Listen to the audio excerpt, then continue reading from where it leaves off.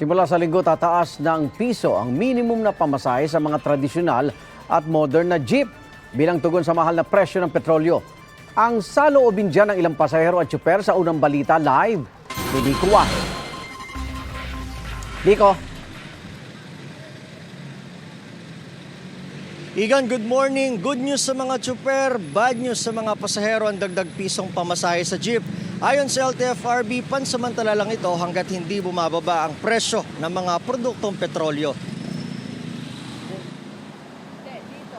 Apat na sakay ng jeep kada araw ang biyahe ni Aling Milan. 2 papasok ng trabaho, 2 rin pauwi. Kapag nagmamadali, nagiging 6 na sakay raw sa balikan.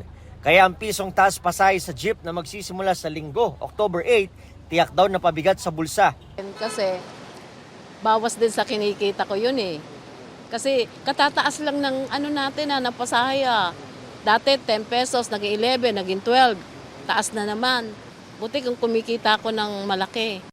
Malaking tapyas din daw sa kita ni Ernesto ang dagdag piso sa pamasahe niya. Mahirap na nga tayo ngayon katapos mataas pa pamasahe. Hindi ako papahayag. Araw-araw ako namamalingki. Sayang naman ang piso ko.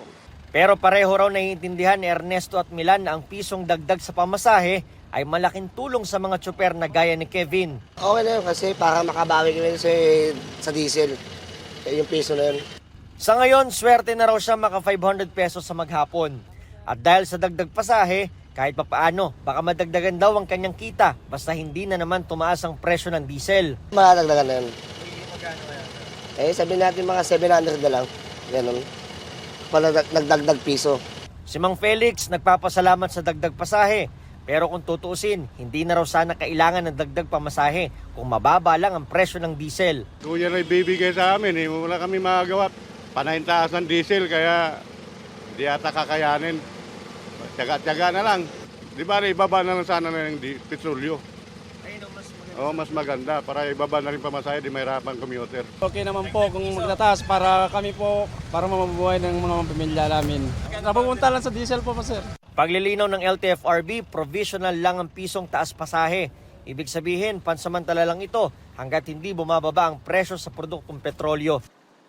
Igan, mauna ka sa mga balita. Mag-subscribe sa GMA Integrated News sa YouTube.